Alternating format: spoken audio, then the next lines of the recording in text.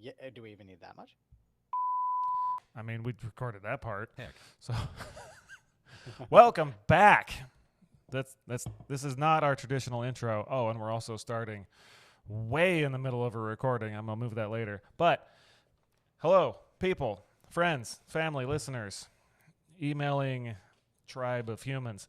We realized, well, the focus group helped us realize after we recorded part 2 of the MSG conspiracy episode that we didn't mention that it was part 2. So we're recording this right now to paste onto the front, if you will, to let you know that if you didn't hear part 1, you should go back and listen to part 1 first. You don't have to. But that's up to you. I mean, it's the introduction, though. What do you, Nick? What do you think? Would you be better off without it? Because that could be the case. Probably the less time you listen to us, you'll be better off. But no, you definitely should go listen to part 1.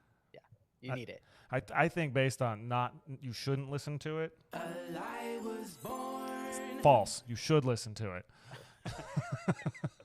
Yeah, definitely go listen to it because you'll be very lost if you don't. Yeah, it'll make more sense because we talk about, so part 2, MSG, gets into all of the crazy you're about to hear, but if you haven't heard part 1, again, please go back, listen. It gives where it came from, how the crazy conspiracy started, and just kind of rolls right into this one, which we recorded, like 2 days later? We were fresh. Was it even that long? It was. Yeah, It was hot. Yeah. Oh, yeah. Yeah, I talk like that. It's hot. I don't think I've ever heard you say that. That's right. And now I'm doing it in like a 2-minute intro to an episode that's another hour and 20 minutes long. So good luck, everybody. Thank you for listening. It's probably, what month is it now, Nick? October. November? No, when they hear it. September. Oh, November. It's definitely November. So enjoy some cocoa. Make some get a latte. Lattes. That sounds nice. And then do please enjoy the upcoming episode. And we'll talk to you soon. Bye-bye. Bye. Voice crack for the win. Out. Guest host, Ted's phone. Guest host, Ted's phone. That's how this episode actually starts now. Because because now we are. Yes, now we are recording. Hey. And we are back. I'm clearly better at this than we used to be. Idiot. Are we? Yeah. Okay. Every next time we do this, we're better at it, whether anyone agrees or not. That's true. Right? Yeah. I mean, we were just looking at stats. I sent you an article. If we make 2 seasons of this show, which we will, obviously, maybe 3, because I don't know how long a season is. We haven't decided. We will be in the top 1%. And honestly, if we get, I'm going with 10. If we get 10 listeners that don't know somebody that knows us that we told to listen to this show, I mean, that's better than the 1%. We've reached the world. 10 was I missed that part. That was the threshold. Ish. For now. Yeah. 10,000 sounds cool. Start with 10, right? Like 100 sounds cool. Yes, 100 would be amazing. I think talking to our social media managers / our focus group, the head of our focus group, what other titles does she have? Marketing. Senior VP of marketing, yes. We added her as our brand ambassador. And most recently, MSG consumer and aficionado used for seasoning in tonight's dinner, and I tell you, it was tasty. I can't tell you that I tasted the MSG, but I can tell you it was in it. All right. What did you make? They're called porcupine balls, and we are so far off of where this tangent just started. That's fine. It's a meatball made with rice-a-roni that simmers in a pan for half an hour. And it's kind of like heaven. We usually eat them with fresh green beans. Delicious. That sounds pretty good, actually. Yeah, I'm down with that. But this did start with our focus group leader giving positive feedback on this episode, and that's not actually where that started. It was that we were talking about listeners, and I use my phone, as you know, to play sounders and intros and the music that we can legally play and this and that. But I'd really like to have a sound pad so I can just smash buttons on a little tiny screen. Yeah. I don't have any idea how to use one. They're not cheap. We were talking about me using my phone. She goes, why don't you just get a sound pad? I go, because that's a lot of money for a podcast that might be heard by 17 people. So that's where I went to. I went to 100. And I was like, I tell you what, if we get 100 like unique listeners across all platforms, because I plan on putting it on 3 or 4, and I don't know how hosting works, and I don't want to pay for it. So I was planning on just going to, I think YouTube is the most popular, obviously. Apple Podcasts is very popular. iHeartRadio is very popular. Spotify is where I registered this first. So I'm going to throw all the feeds on the things. And if we get that many new, unique listeners in season 1, I'm not going to say I'm committed to buying a pad board, but I probably will. Yeah, at this point, I think it's just one more little add-on. Oh, yes, Well, just a little not expensive box that has to be programmed. I have no idea how to use. It's fine. I'm looking forward to it. And resale value, yeah, maybe. I'll be buying used because that's my market. Yeah. And then if it doesn't work out, you just used market. Seems fine. I think we could find one that's not crazy expensive. No, they're not bad. In terms of if you were like a music producer and you needed a thing, not bad. Yeah. If you were a couple of guys who had regular jobs and did this not regularly, I mean, you don't need to buy one. But do you not need to buy one? Instead of scrolling through pages to be able to do things like, I could just smash it. Bam. Yeah. Wait, where did this is completely off topic. That's not pretty standard. It's it's related. Okay. You mentioned sounders. Yes. And I had never heard that term before. Did you make that up? No. Oh, that's like what they're actually called? That's so interesting. Sure. Yes. Yeah. Okay. I mean, it makes perfect sense. I just had never heard it before. And again, talking again with my wife, it was before we were recording this evening. She's heard, and I've heard them both, exactly 2 other podcasts that have sounders. And one of them is an amazing podcast that has hundreds of episodes, and it's about paranormal stuff. And I'm just going to tell you, it's called the What If Podcast. And about half of our sounders might be from that show. Some of them, I've actually just pulled the audio of them talking to use in our show, because nice. I find that podcast incredibly entertaining. Another one has sounders, and they talked about it on their show, and I went and I listened to it, and it's almost like they're put in post-production because the noises come through, but it's almost like the people talking didn't hear them. Oh, okay. Yeah, And I found that, not like I'm some connoisseur, but I found that it's just less interactive, and it felt like it just fell flat to me. Yeah. And maybe I misheard it. I don't know, but yeah, that was the inspiration. That was why. Go ahead. I've certainly heard them called drops. That's like a common term, which I guess they're probably the same thing then, because it's like what they do on the radio and that. Yeah, sure. I know what the radio is. But so is that new? Do people know? Yes, listeners, radio. It's the greatest new thing ever. The iHeart Radio app that I use, and I'm not advertising for at all because they're not paying me.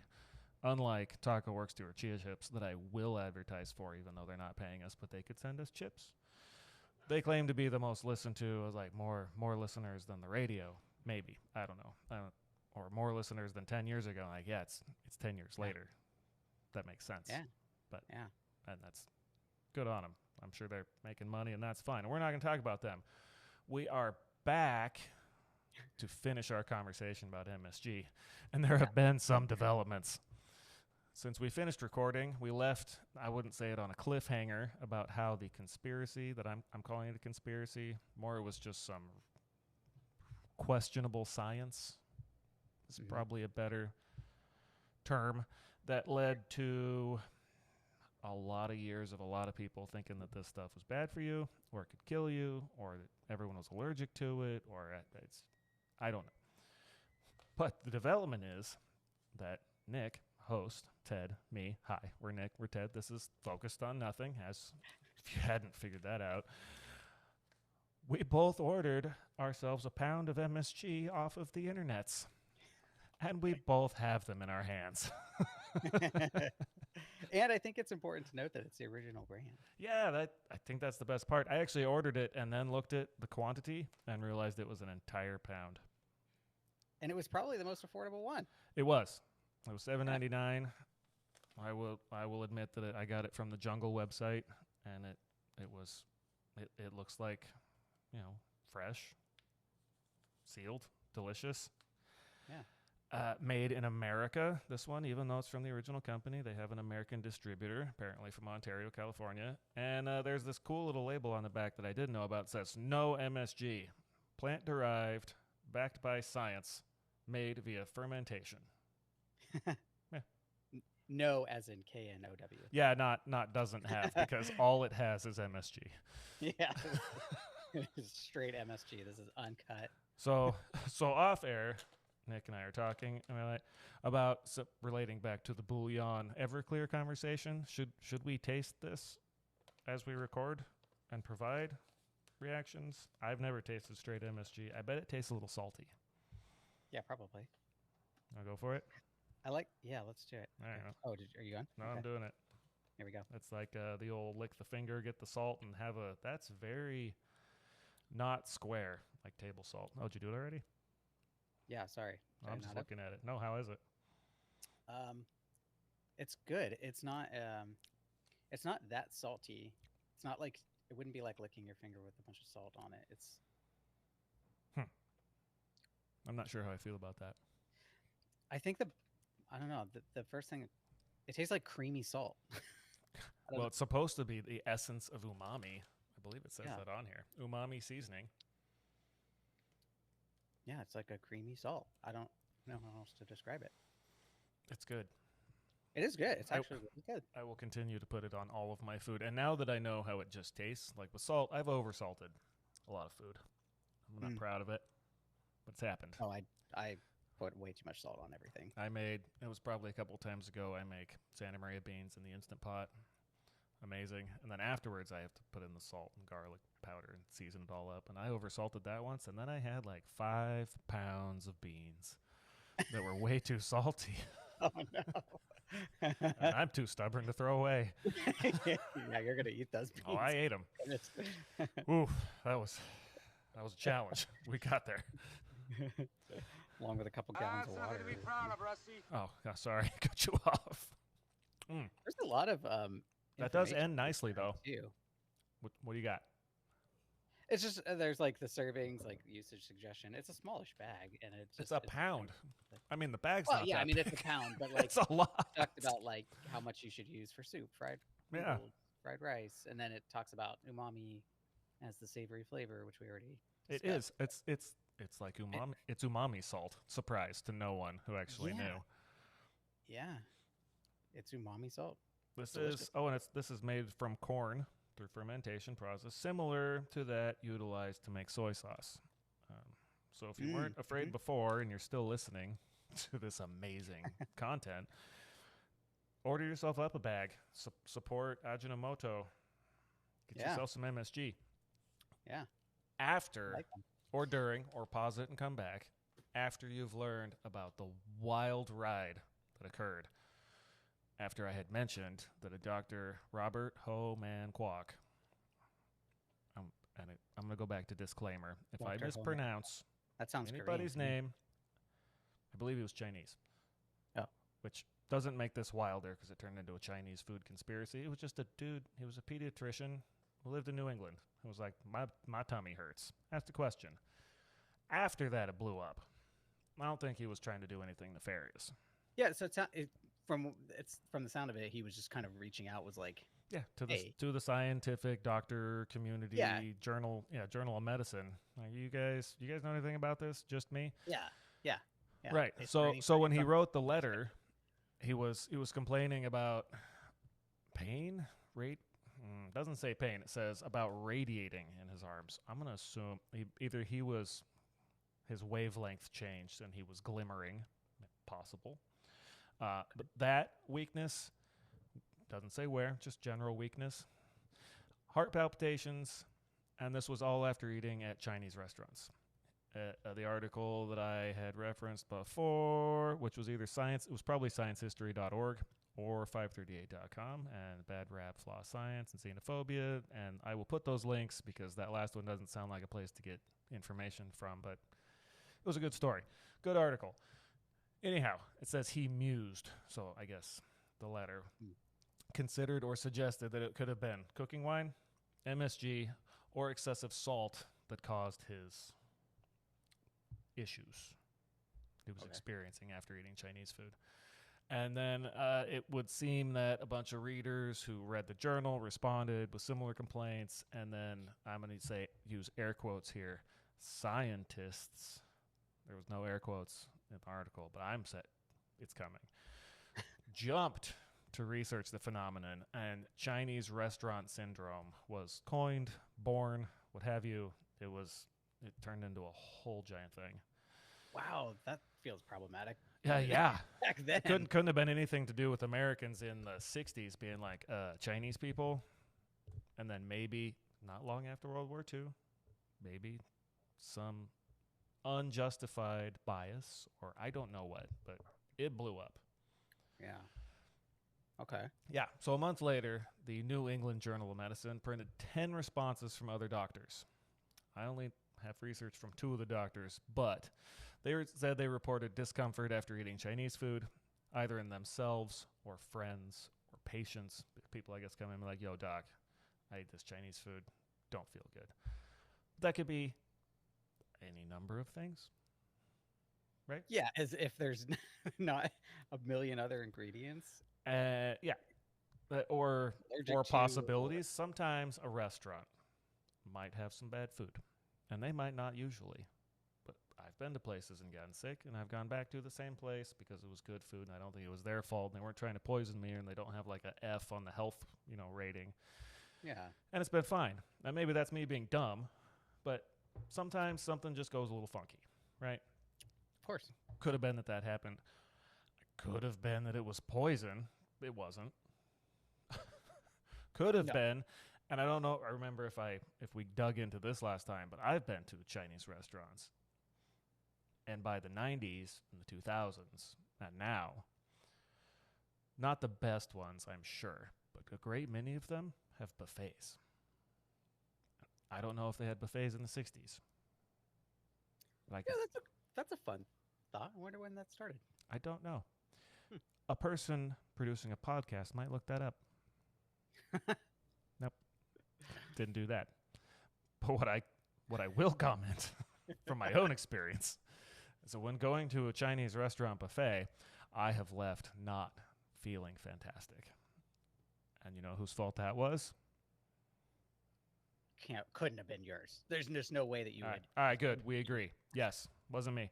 It was eating pounds of the most amazing food and then going out and just waddling out of the restaurant like, oh no, this was a mistake. I already know. I'm going to Yeah, regret literal this. pounds. I mean, Yes, talking. bad idea. Yeah. So that may not have been a cause of this discomfort that they were experiencing at the time, but since I don't know better, it could have been. Could have been, but yeah. I don't know. The symptoms cataloged in the letters included. Yes. Okay. So yeah, that was gonna be my next question. Here's- Are they consistent? on symptoms? No, Yeah. no, but we'll No. go Okay, through 'em. Great. Off to a wonderful start here, guys. Good. Here's another one of Crystal's favorite segments of the show also. It's called Ted Reads Lists. It's a good one. Symptoms included fainting. Yep. Okay, just leaving that there. Back Okay. spasms. Okay. Sweating. Not to be too personal. I'm sweating right now. Maybe it was the MSG. Doubt it. It's being in the warmest area of this room in my house that has little airflow. Dizziness, flushed skin, and this one's particular, numb jaw. Okay. If your jaw goes numb when eating food, I honestly would advise against doing that again. Like, I've been sick. Yeah. I might have a sensitive stomach. My jaw has never gone numb. Never had back spasms. Nope, I've never fainted either. That's the list I was given. That's what we're going with. Right. Yes, sir. Sorry, you were speaking. No, Oh. you're good. Right. Okay. Next note, possible links between them, anyone's guess. They appeared all over the body and came at widely varying times after eating. Like, oh, I went to a Chinese restaurant. You know what? 2 weeks later, my back hurt. Like, bro, did you pick up something heavy? I don't know. So from here, it gets weirder or dumber, and it's geographically based, which is fantastic. Some doctors claim the syndrome, air quotes on that, only occurred in certain geographic locations. New York, Southern California, kill the hell out of you right now. Chinese food, dead. Hawaii, however, and or London, Chinese food, top notch. Totally fine. What? I would guess, now having not traveled around the world eating not food in China that is considered to be Chinese food, I don't know if it's different. I bet it's probably reasonably similar. I bet all the little mom and pop restaurants that make the really good food that you tell your friend about and they tell their friend about that isn't the big chain place probably have reasonably similar recipes, right? If it's a traditional. Yeah. And those Yeah. are always the best Kung ones. Pao chicken is Kung Pao chicken generally. We kind of all agree I don't on that. Yeah. That could be my assumption. Yeah. Okay. But that being the case, the doctors decided that depending on where you lived, you could be in more danger. Okay. Yep. And, apparently the New England Journal of Medicine realized that this was ridiculous at this point. And the editors who were publishing these responses from other doctors and people who had written in understood, realized that this was probably not a real thing. And the verbiage used was that they implied as much in a smirking editorial accompanying the replies, wondering aloud about the odd geographical spread and other issues with the claims. So, Okay. yeah, so they seem to be self-aware. That's good. I like that. Yeah. We're publishing this, we're getting a bunch of action on it, but this doesn't seem legitimate, right? Yeah. I mean, this is a journal of medicine. Journal of So Medicine. This is Yep. this is a legitimate source. So, right? so what would you assume, given that the Journal of Medicine seemed to be poking fun at it, what would you think newspapers might do with this information? Yeah, they're gonna pick that up and run with it. Uh-huh. That is exactly what they did. That's unfortunate. Uh-huh. Just blew the whole thing up. And then once newspaper got it, another newspaper got it, and it just spread like wildfire. And all of a sudden, this new syndrome that wasn't even a real thing and had no medical backing existed. Yeah, my thought would be that syndrome, that term, you said it was the Chinese restaurant Syndrome. food syndrome. Chinese restaurant syndrome. That's a newspaper written. Oh, that's a headline all day. Someone coined that, or they grabbed it from somewhere and they just took off. Because that's you publish that, people are gonna immediately be interested. And the whole thing started because one guy who probably, I'm going to give him the benefit of the doubt, legitimately was like, is there something to this? And then there were responses. It was published. There were responses. There were more publications. Newspapers got a hold of it and just blew up the country about it. Mm. To the point, like, I'm from the 80s, early 80s, if you will. But I remember seeing in movies signs for Chinese restaurant, whatever, person's going to the place, no MSG. And I remember seeing them, I think, maybe it's a projected memory of actually seeing those signs out in public. No, I'm pretty sure I remember that too. I don't think I'm planting that in my mind. Yeah, but no one could agree on the symptoms. No one could isolate the root cause. But there were a few people who were just on board going to prove that this was a real thing. So how did this end up really taking hold then and holding on to it? I think that all the propaganda was enough, but there were a couple of dudes who decided to do some studies. And we're going to say that loosely and probably should be in air quotes. And we're going to talk about those studies because it is a ride. I only hope I can get through this and portray the story as wildly as it reads to me because it's just crazy. Yeah, I can't believe I didn't. I have a couple of really good Chinese friends. I should have consulted them on their thoughts on could this. have had guests. I know. Darn it. Yeah. Oh well. We record another one episode later. Maybe we'll just be like, "Hey, throwback, callback." Yeah, we should add on to this a little bit. Confirmation. We should do part 3, 4, 5. This MSG could be our entire podcast channel. Yeah, I like it. No, it's a terrible idea. That's really bad. Episode 433, making beer with MSG. Hello, friends. Probably shouldn't do that. So, first guy, a neurologist, who actually originally replied, I think, to the first mail letter inquiry, said that his initial response was that he cooked with it all the time and never felt a thing.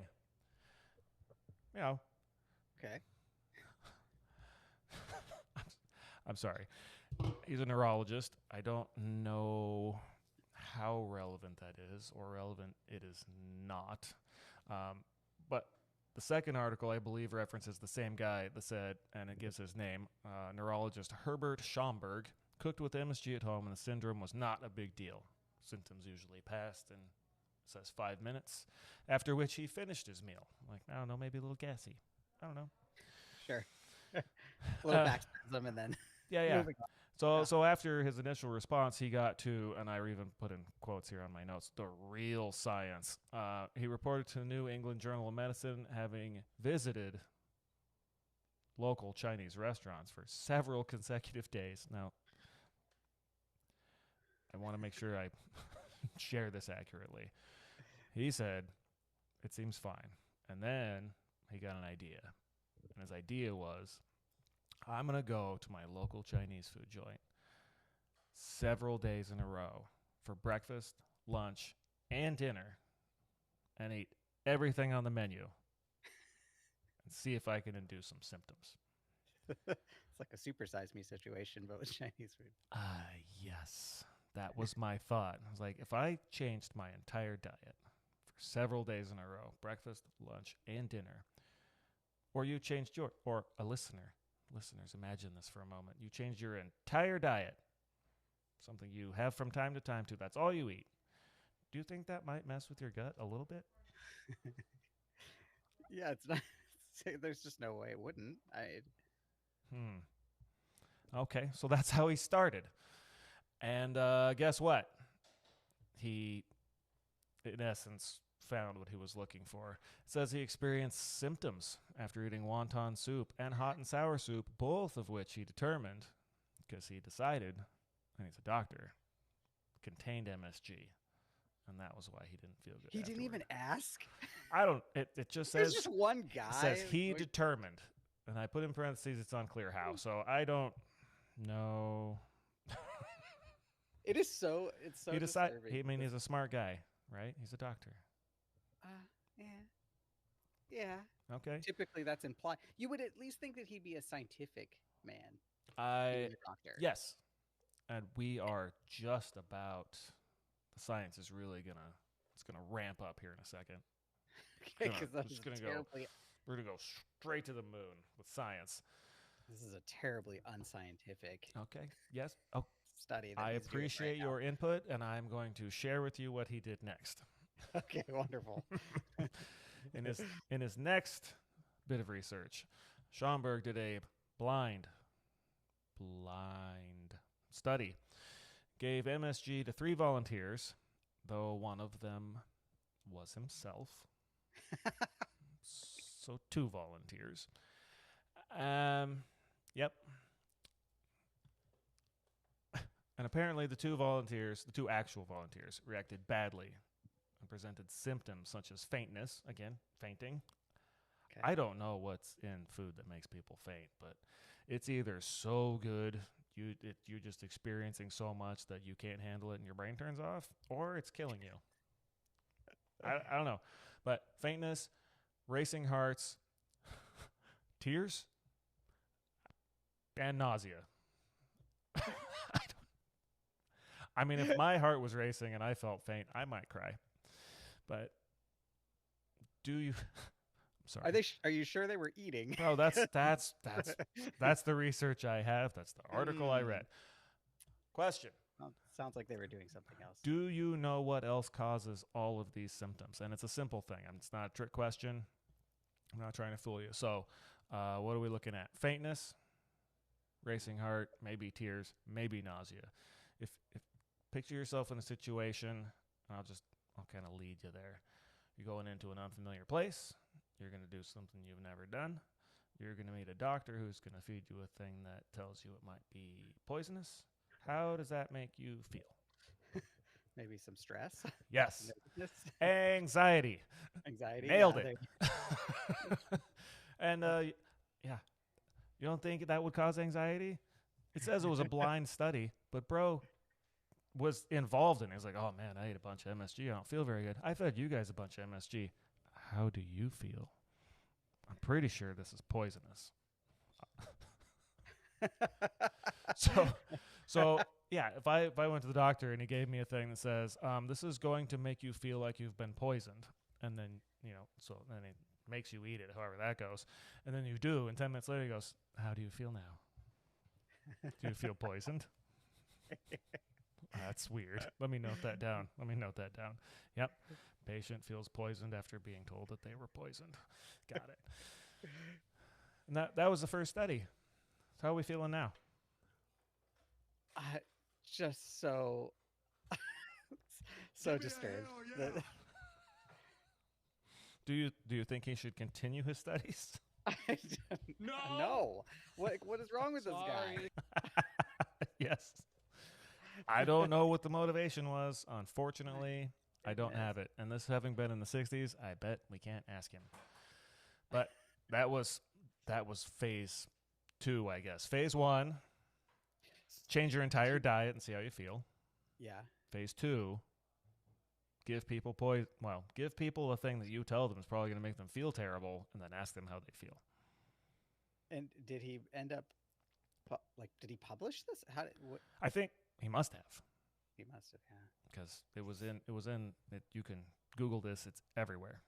Yeah, what crackpot publication put this out? And most of the ones who have commented on it now do go back and say this was not scientific research, and it ends up being with the conclusion that we already shared, that MSG is fantastic. It's not for everyone, gluten's not for everyone. Some people probably do have some physical reaction that makes it not cool for them, and that's fine. But in general, it's a seasoning. Yeah, well, we already established, it's salt, basically. Well, I mean, it's a salt. It's a natural plant derived. It occurs in ingredient. I think, like naturally produced in, I think, the meats and tomatoes, and I don't want to go off and say a bunch of stuff that's inaccurate, but it does occur naturally in nature. Yeah, yeah. That was how Homeboy figured it out. He was eating soup. He was like, "This is amazing. Yeah. Why is this amazing?" And it was just eating things with natural foods in it, right? Yeah. So yeah, it is. This is the refined, extracted, not necessarily concentrated. It's just the pure version of it that you can use to spice up whatever you like. Yeah. But back to, I didn't hit the alert. That wasn't much of a side quest. So those were his first 2 rounds. Third round, 7 months later, guy published another study. In part 1 of this study, he got 6 volunteers who had all suffered, air quotes, attacks from the mystery syndrome at a Chinese restaurant previously. I don't know what their symptoms were. I don't know how long they lasted. I don't know if any of them had the same symptom. But 2 of them apparently were taken back to the same restaurant and suffered attacks while eating soup rich in MSG. I think maybe good food just makes them feel bad. This, no, that's not the case. Honestly, it sounds more like PTSD than a scientific study, right? Like I went here and I had a really bad time. And like I had mentioned, I've gone to restaurants that I got kind of sick afterwards, and then I've gone back to them. But I would totally understand if you went somewhere for the first time or even the 100th time and their food made you sick, you might not want to eat that food again. Well, we all know somebody, or we've heard stories of somebody that's like, I can't eat scrambled eggs because Had them once, too runny, threw I up. was 2.5 years old and I had a bad experience with it, and it's like 30 years later they still can't eat them. You're like, well, there's a very strong connection. Yeah, and if that's how you feel, that's fine. But if you're taking that person and being like, look, these are good for you, you're gonna eat them, and then, but it might be poisonous, and then. Just to, back to this, and they ate them again, and they're like, oh, I don't really feel very good. I'm like, well, that's confirmation. These are bad for you. No, just digging up past trauma, my guy. Yeah. So the other 4 people in the first group were given pure MSG to eat. And what do you know? Suffered attacks as well. Now, well, I mean, we just had some. I don't feel sick. I'm a little sweaty. We mentioned that. But I don't think, again, that's the MSG. I don't know how much they ate.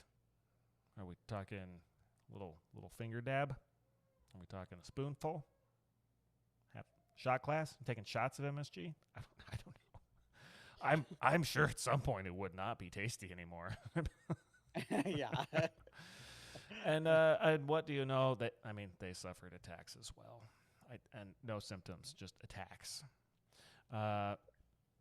Yeah, it's a seasoning. I don't eat any seasoning other than maybe the first time I get it, like we just did, to see what it's like, and then I season food with it, and I check the food, and then I have a little bite, and then I season some more, and I check the food, and that's what seasoning is. It's not you're not supposed to eat it straight, folks. Right. Listeners, don't unless you want to. Sorry. Just common sense would tell you that the amount that you're putting into that is not going to be enough to do anything to you. Well, I mean, like, if it's poison, yeah, but if it's poison, seasoning, sure, no. Yeah, but, a half a teaspoon, because that's probably what is being used in a dish of this. Oh wait, let me check the recipe. Yeah, let's see the 1 teaspoon. It's 5 servings. But then it says soup. Oh, for 5 servings of soup, half a teaspoon. So 5 servings of soup. That's a lot. Fried noodle, 3/4 teaspoon. Fried rice, one of my favorites, 3/4 teaspoon. Meat, doesn't say how much. 5 servings of meat. Figure that out on your own. Half a teaspoon. Like they're mostly half a teaspoon unless you get noodles or rice, and it's a 3/4. Also, fun fact, not a calorie in it. Yeah. And a little bit of sodium, which we talked about. It's actually a pretty small amount of sodium, really. Well, yeah, because there's 1 sodium on each glutamic acid. Yeah. Not that really relates until you get into a whole bunch of other math that no one cares about. Oh, excuse me. But yeah, 5% sodium in a serving, which is 1/4 of a teaspoon. So if you had 2 servings and you had 2 servings of this, which would be half a teaspoon, in 5 servings of soup, you could have 5 people's worth of soup and 10% of your sodium for the day. Yeah. Sounds good to me. I'm in. Sounds pretty good. Yeah. My point is just that I really like common sense would just say you're not taking in enough of it. I mean, unless it's like fentanyl, there just wouldn't be enough of it to affect you that deeply. Yes. And so, agree completely. But we have to get back to. Sorry. Okay. That's what we have to get back to. Oh, okay. So, Schomburg, he changed his diet, and that he said sucked, and then he participated in his own blind study, which wasn't a blind study. And then he had the attacks with the PTSD folks, and Then part 2 of his study. He ran a non-blind test, which sounds a lot like all the other tests. 56 people, giving them pure MSG, and asked about 3 main symptoms. Burning, fairly nondescript, but does sound not good. What are we talking? Burning hair? Yeah, Burning where? groin? Like, yeah, but Spontaneous combustion? What are we talking about? My skin's burning. My head's on fire. Anyhow, so it was burning, facial pressure, and chest pain. The only symptom that seems clear is chest pain. Wait. What is facial pressure? I was just gonna say, and burning and facial pressure were not part of the original symptoms. Hey, there was faintness. I can scroll back up. There was a whole I don't list. even think chest pain was. It was like heart palpitations, but chest pain Back wasn't. spasms, sweating, dizziness, flushed skin, and then my ever favorite, numb jaw. So we're talking about 3 new symptoms. He was looking. I mean, he was Okay. doing research, Yeah. Okay. not any kind of repeatable research, or based on the original findings or claims. Yeah. Right? Well, and who knows how he selected these 56 people? I don't know. Maybe he had 56 friends. Yeah. Like he got on. He have to got be on the randomized. what was going 19. He got on his ham radio, and found his his local buds. Maybe he had a Model T car club. I don't know. It was New England. Maybe they were. Nope. I'm not going to insult anybody else. That I don't know. And people I insulted, I apologize. I heard no insults. In I that. love old Fords and I love ham radios, but it was the 60s, so I was just trying to come up with something. I apologize. So, symptoms. Chest pain. Oh, chest pain. That was the only one that seemed clear, right? That's where that is. Yeah. Facial pressure. Do you have your sinuses clogged? Are your eyes bulging out of your face? What is facial pressure? I mean, this sounds well, just from MSG. No, I just don't. What are we talking about? Research. Science. Okay. All right. So. Man, I really hate this guy now. It was a bit of a mess. So apparently any symptom was taken proof of MSG toxicity. And what do you know? 55 people experienced the symptom. Oh my. But only a few had all 3. And to cover that again, that's burning, facial pressure, and chest pain. Maybe you had burning in your chest face. No. But but there's a third part of this second study. 9 volunteers with a history of headaches. So probably the best group to start with. Were given 3 bowls of chicken broth each. One of which it says doused with MSG. That could be a pound. I don't know. I don't know how much will dissolve in solution. I didn't check. The other 2 were only seasoned with salt. And guess what happened to the 9 people who reported having headaches? 2 of them got a headache. 2? Only 2 out of the 9. Yeah. And it doesn't. It didn't say like when. Like, was it after they had a chicken broth with MSG, or was it after they had chicken broth with salt, or was it like when they got there? Like, oh man, it was a rough trip over here. I got a headache. Like, I have nothing. Admittedly, more research might lead to having more information about which 2 and at what point. But I have to say it based on the previous experiments and research. I don't know if that's necessary. None of this is necessary. Yes. Yes, I'm none of it not is. even- This is the guy who in the first letter, I'm assuming it's a letter, came in to the New England Journal of Medicine. He was like, I cook with that stuff all the time. It's fine. So how much of this was necessary afterwards? None. And this is the research that people referenced to believe that this was a real thing. Oh, yeah, no, MSG is bad for you. Look, this guy did research. He's a neurologist. No, sir. Not real research. Bad. Bad idea. Really bad. I'm not a scientist.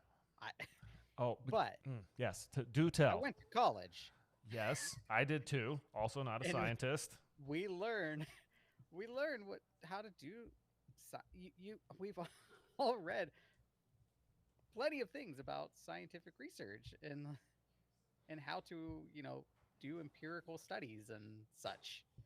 I, I mean, I think it starts in like grade school. It's like you come up with a hypothesis.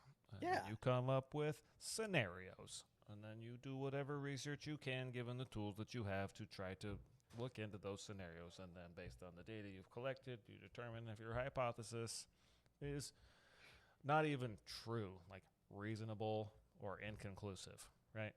And if it's Yeah. reasonable, then you do more research, more research, more research. This guy seemed to be like, nah, this stuff will kill you. I'm going to prove it. yeah. And that's example one. That's example one. I have another. And if you thought the first one was just bonkers, this one is going to be a treat. Let's get into it. When did this start? It was in the 60s. Late 60s? Okay. That's when all of this hubbub came to be. And that doesn't really help for my next date because it was in May of 1969 that the next dude came along. Another doctor. Robert Olney, a psychiatrist. Okay. You heard me, right? A psychiatrist? Yeah, That's what fine. does he do with it? Psychiatrists But are totally psychiatrists. I don't know how often they do lab research with mice to see how they react to drugs. But this guy decided that was his jam. So, I don't know how often he did it. He did it at least once. And we're going to talk about it. He claimed that MSG caused brain damage. And I'm not going to claim. No, I will. I'll claim it doesn't. And I hope no one sues me over that. But after 116 years, I think it doesn't. I think it might not sit well with some folks, and that's fine. But I don't think it causes brain damage. But dude did find some brain damage. Forgive my ability to speak. And that's where we're going next. So, oh my gosh. Okay. no, that's where it goes. So apparently, Dr. Robert Olney's research started with. Oh, my son's going to bed. Good night, son. And I get nothing against any of these folks. I think they were probably like the guy who sent the letter and the first guy who did research and then this guy. I don't want to be disrespectful, but I don't think any of this is science as far as the research goes. So we're just going to talk about what they did. And here we go. Yeah. Mm-hmm. So Olney's research started with, because there are at least two phases to this, if I recall, injecting albino mice pups, that's a baby mouse, it's a pup, with a solution of up to, and because I don't know how much, it said up to 4 milligrams of MSG per gram of body weight. Whoa, that seems like a lot. We'll get back to that. Okay. He then euthanized the mice, kind of rude, but research happens, and reported finding brain lesions. Okay. I don't know how many pups. He did this too, but it was a solution of up to 4 milligrams of MSG per gram of body weight, and then see you later, and found brain lesions. I don't know how qualified this guy was to find brain lesions. Might have been super qualified. But I will say again that he was a psychiatrist. I don't know. I didn't dig into his background. But that seems pretty wild for that to be step one in your research. Also, to your concern, 4 milligrams per gram of body weight. So there's several paths to go here. It's MSG is a solid crystalline type powdery substance. You can't just jam that into a body, right? It needs a liquid. It needs a carrier. So it was probably injected with some other liquid. I'm just going to assume it was saline solution because that's pretty neutral. Also salty. Maybe it was just distilled water and MSG. I don't know what it was. I did read, and my first observation was like, did he inject this into their bloodstream? Because this is a seasoning, like food. Like you eat it. Yeah. I don't inject seasonings into my bloodstream. First of all. Bunch of oregano just pumping into your. Yeah, no, I'm pretty sure that would kill me. Yeah. He euthanized these mice pups and then found, what did I say? Brain lesions. I think he euthanized them by pumping them full of MSG. Maybe. But no, there's actually evidence that they could live through it, and we'll get to that real quick. I just have some quick maths to do. Yeah, can we do this? Because yes, because when I wrote this down, and I might be 1 to 2 lbs lighter, I know, hold your applause, I weighed 235 pounds, which converts loosely, check my mathnauts, 106,000 grams. So, if I were subject to the same study, which I would not volunteer for, just to put that out there, I would have been injected with a solution, which they don't mention, containing 426 grams of MSG. And back to this handy-dandy pound of MSG I have sitting on my desk now, it's 454 grams is 1 pound. It's the entire bag. If you missed what I just said, it was 426 grams based on my weight to be comparable to the baby mice that got injected with an MSG solution. So that math comes out to 0.93 pounds, which might be how much I have left in this bag, in a solution, in my bloodstream. I'd be amazed if I lived. There's no way. If I didn't have brain lesions, that'd be great. But I wouldn't be surprised. I honestly, like a pound. Pick up a thing that weighs a pound. I don't know what you have around you, listener, folks. I don't know how much a beer weighs. It's 12 ounces of liquid. Seems close. Now imagine just injecting that into your bloodstream, but it's a salt and it's got some other liquid. So it probably is 2 pounds, 3 pounds. I don't know how many liters that is. Wow. Yes. I wonder how he came to that. That seems like that was his, like, I'm going to do this and I'm going to prove it. MSG will give you brain lesions if you inject it into your bloodstream at a rate that's just obscene. Yeah. Good job. I mean, anything would do that. I would feel really, really, really not good if I ate a pound of MSG. Yeah. I mean, literally drinking, like a gallon of water could kill you. That's just... Not runners. Some people in the past, after running long distances, even if trained, if you would drink way too much water afterwards, it can kill you. Yeah. And water's typically known as being a healthy thing to consume. It's where you kind of need it. So. Speak for yourself.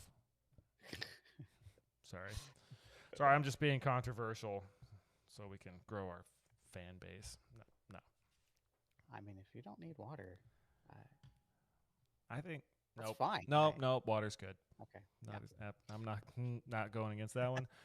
But the point is, it can be toxic in large quantities. If with enough of it, yeah. So imagine injecting a pound of MSG. I mean, for me, because I'm a larger fellow, but that's an insane amount. It's absolutely insane.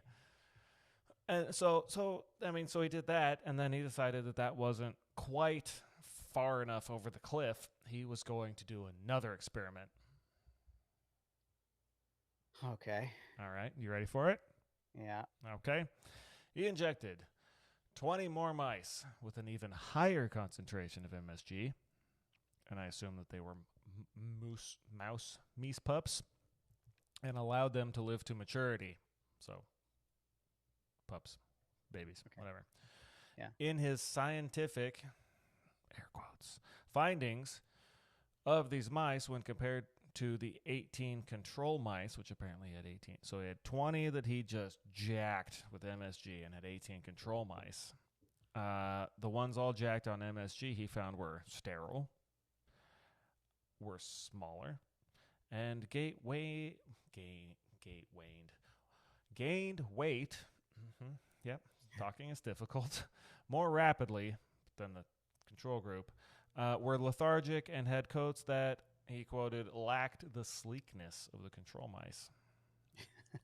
Based on these findings, he did what he thought was best for probably the public and declared that pregnant...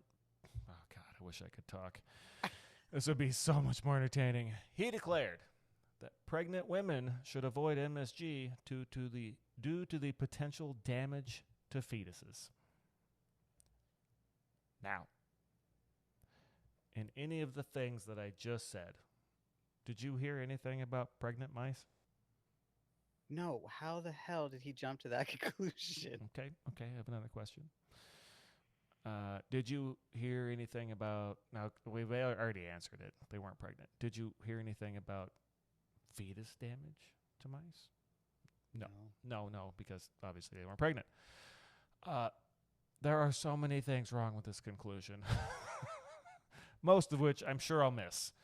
But the guy, again, is a psychiatrist. And maybe he was a brilliant psychiatrist. But he did no testing on pregnant mice. And he pumped them full of even more MSG. And Nope, just let that sink in. But there's a bright note to this one that has nothing to do with Dr. Robert Olney. That's his name, it's got to be. It is that, a few months later, 3 physicians that I don't have names to, actual people who wanted to do research and provide truth for humanity, responded to his study with some facts debunking his entire story. Firstly, which we've talked about, the amount he injected was excessive. Like a whole pound, if it was me. And they didn't even eat it. It was injected into their bloodstream. I don't know. I like broccoli. And I've seen this meme on the internet, and I'm sorry for internet meme reference. I like broccoli. I can eat broccoli. I don't know if I could inject broccoli into my bloodstream and live. I would bet it's a bad idea. I can't. Yeah. So, but assault. I mean, it's assault, so you could live through it.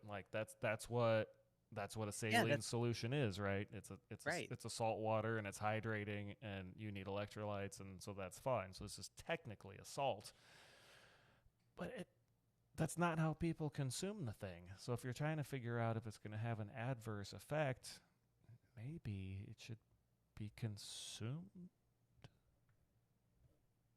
I'm just deeply surprised that these mice lived through that. The fact that they just lived at all, good on them. But what they did, like he probably didn't talk about methodology in terms of like how like you said, what did he put? How did he deliver it? It was injected over what amount of time? Probably as quickly as you could jam it in there. That's a guess, but that's probably not unreasonable considering the rest of it. Yeah. So excessive amount of MSG just jammed into their bodies. The physicians who were critiquing his work also noted that he did not inject the control mice with anything, like distilled water, saline solution. The volume of liquid it would take to transfer that amount of MSG into them was probably significant. And the control mice were just like, oh, you're a totally normal mouse. It wasn't just that the MSG was missing. It was that they weren't getting just a pile of liquids jammed into them that could have also had extremely adverse effects. Mm-hmm. Yeah. Wow. Yeah. I mean, I think you might be surprised by the answer because Yeah. just it's this 3-letter acronym and it's this scary, made non-natural produced seasoning and it's bad for you. No, I mean, not any more than anything else in moderation, I suppose. If you don't have some aversion to it, like if it physically makes you sick, yeah, don't eat it. But Yeah. in general, it is a salt. It is a seasoning. It's not going to kill you. People in the United States were consuming MSG in canned soups and TV dinners for decades without even knowing it. It was so popular, it was brought over by the Chinese and the Japanese as well. And the U.S. government, it was like putting it in MREs. Like, it's not, it's not hazardous. No, it's Yeah, not. But at the all. craziest thing, and the reason I decided to call this episode Conspiracy, because it took exactly one letter by a potentially well-meaning guy to a medical journal to just change the face of this seemingly, nondescript seasoning that was just available at the store before that. And you could still buy it, but I went to my local grocery store, couldn't find any. No, I've never seen it. No, I found a bunch of seasonings in that big rack that they have that said no MSG. I couldn't. Probably 6 different kinds of salt, Himalayan and regular and potassium and iodized and non-iodized, but did not find any MSG. Man. Yes, that's a super interesting. Yeah, and Just I guess have your own opinion about the FDA. Fair. But past that, it has been on their list of generally recognized as safe. Like they have a list of foods generally recognized as safe forever, even during all of this hubbub. I was like, no, the FDA doesn't seem to care. wow. Yeah. So to your question, 2 hours and change ago about whether there's enough meat on the bone to record about MSG, yes, there is. And I would like to put some on some meat and some bones. I do stand corrected. Oh, it's great. I mean, we could probably put hours more into the social and economic impacts of the whole thing. That is important. I'm not going to diminish that. It doesn't sound as fun. I'm sorry for everyone that was a big bummer, and hopefully that has passed. And if it hasn't, it should have. I think that sounds kind of fun, but I'm kind of weird. Okay, fine. We can do it. I'm not saying we will, but we can. Just have to make sure it's not a giant bummer. These are supposed to be fun. No, we're not going to do that.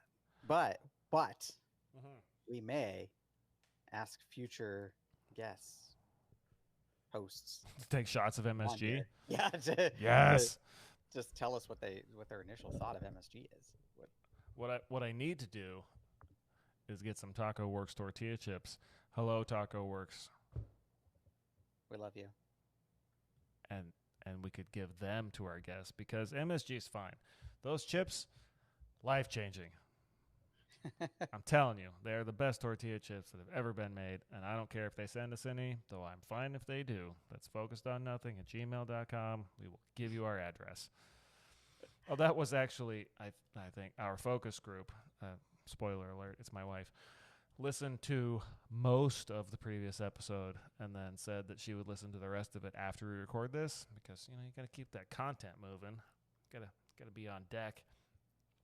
That apparently was her favorite part of that whole episode was when I said I was going to send them the RSS feed to this and begging for some excellent foodstuffs. I'm here for it. If it works, great. If one person listens to it over there and they're like, nope, we don't need to send this up the chain, that's fine too. If no one listens to it, I'll live. It'll be okay. How far are we into this? We are recording. I don't know. There was a snafu back there. Someone may have noticed. I don't know if they will or not. Oh, apparently your audio stream went from stereo into mono, but it's recording. So I'm gonna say that I apologize for all of that, but it looks like it's fine, and this will get published anyway. Thank you for listening.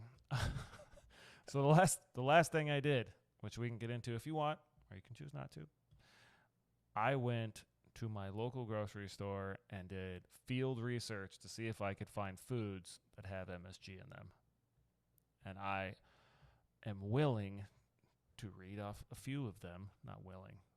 I would love to. Read off a few of them to you to see if you can guess whether they do or do not have MSG in them. Okay, yeah, let's do it. That sounds do it. fun. I'll pick my top however many I get to, and listeners don't get to choose because it's my show and I do what I want. Soy sauce. Kiko Man soy sauce. I don't know how to say it. It's fine. You know the stuff.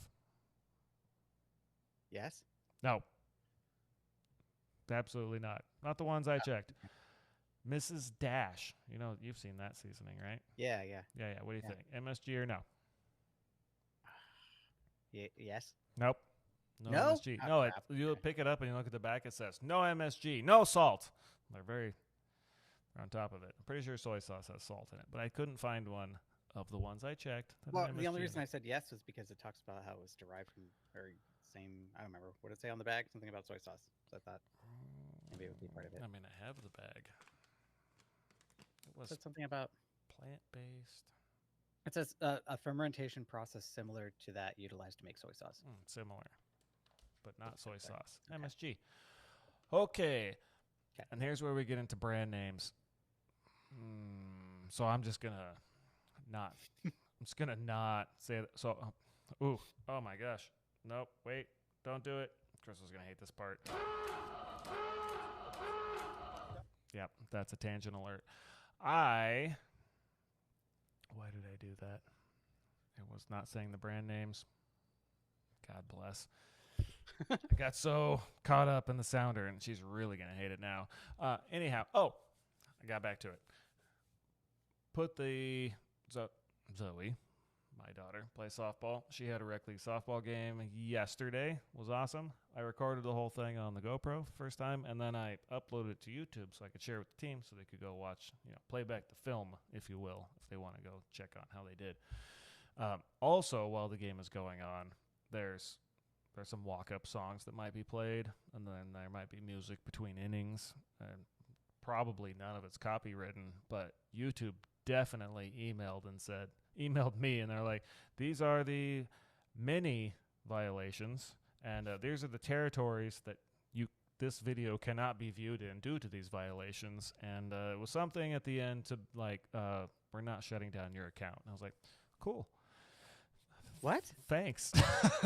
Because it's copywritten music.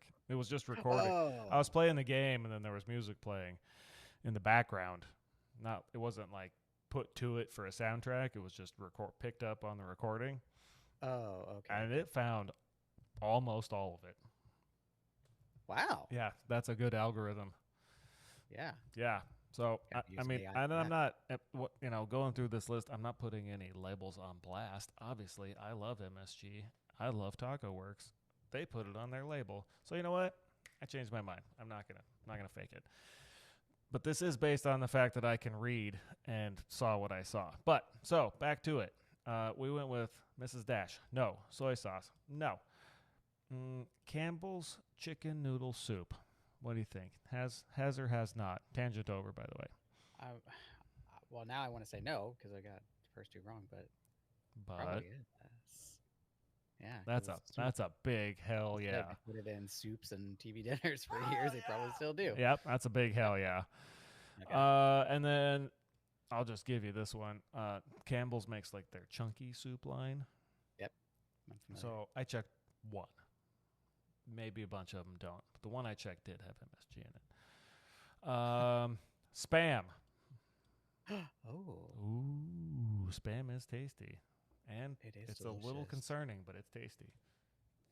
I know, and it is salty. I guess. Gosh, I want to say yes to that one too.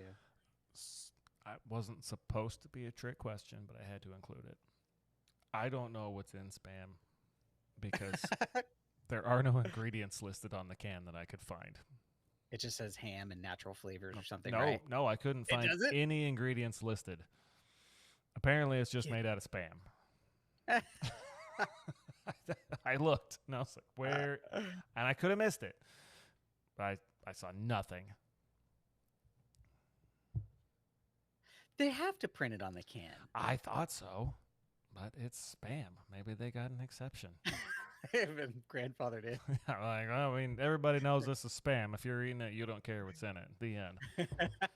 And that's not to say that it's not good, okay? It is. It has its place. Oh my gosh. That's amazing. Yeah, the first time I had that, I was backpacking with the Boy Scouts. It was a long time ago. Anyhow, couple more for you. Rapid fire. Pringles original. No? No.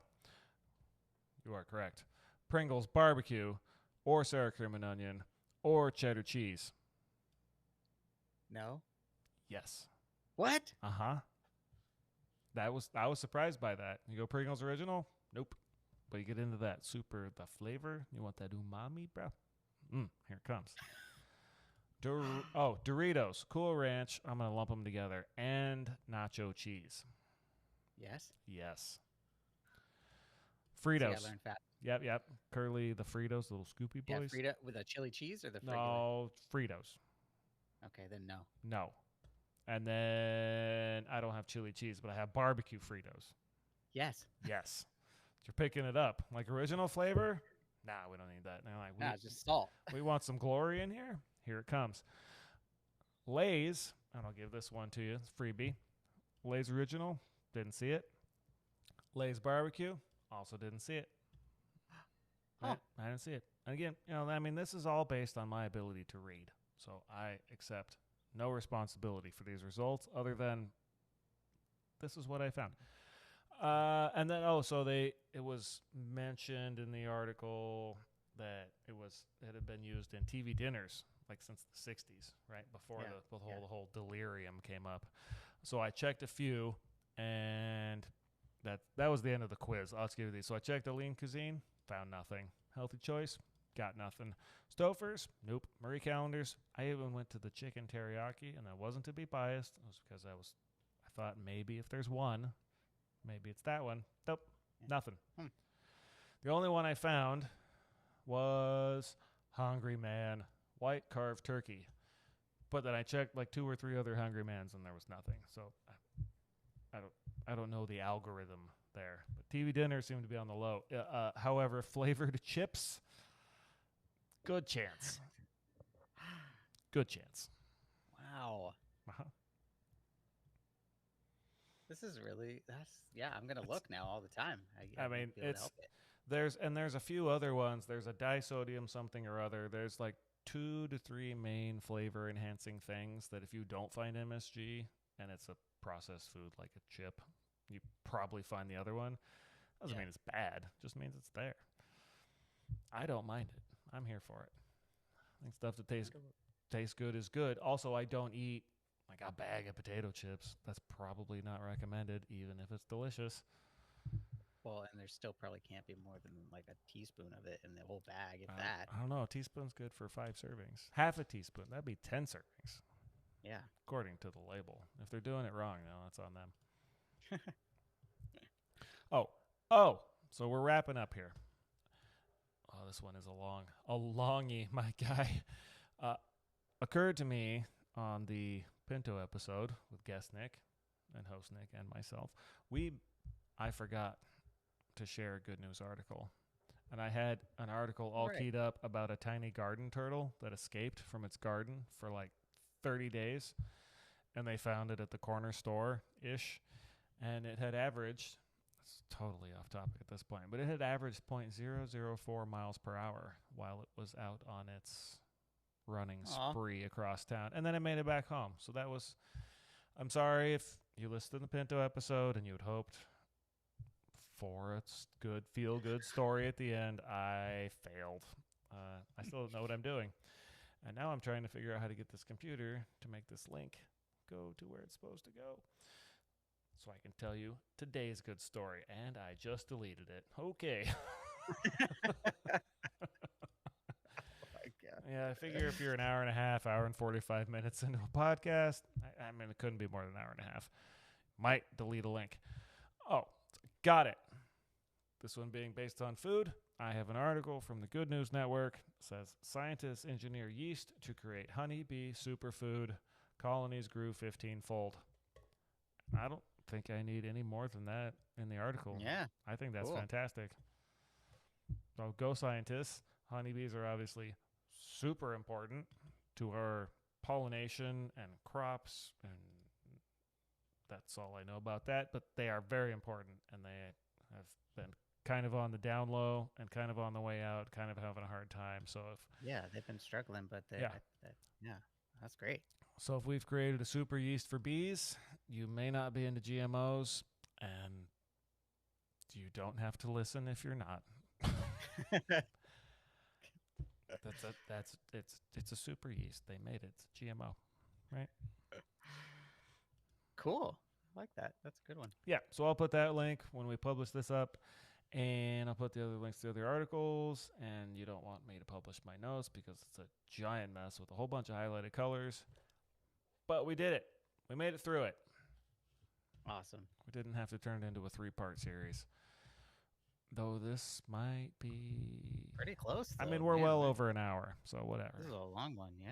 Yeah, well, Sorry, everybody. sometimes a good time takes a long time. I don't know. Right? Give me a hell yeah. Yeah, right. Yeah, that There it makes is. sense. Yeah. Yeah. I know what I'm doing. So, we have. Oh, you wanted to. Oh, we can talk about it off of the air, as they say, I suppose. Ideas for another episode or two. And then, right now it's September for listener friends who are going to hear this. Likely not in September. But this is all going to come out very soon. And season 1 is on its way. Very exciting stuff And for us. Yes. Well, it's exciting for me. I cannot wait to get this going and start working on the next season. This has been a lot of fun. Obviously, we're still figuring some things out, but Yeah, bear with us. or don't listen. It's always an option, unless you are our focus group, and then I apologize. But with that, the MSG food conspiracy is not a conspiracy, and it's delicious, and it's maybe, I'm not going to say it, man, it's delicious. Yeah, go out and get some. Yeah, all things in moderation, folks. Get some MSG in your life. You will Yeah. not regret it. I mean, Unless you're Schomburg or Olney related. I don't think those guys have to worry about it anymore. Unless you're their grandkids or something, though. I don't know. Nope, we gone. Bye-bye. Bye.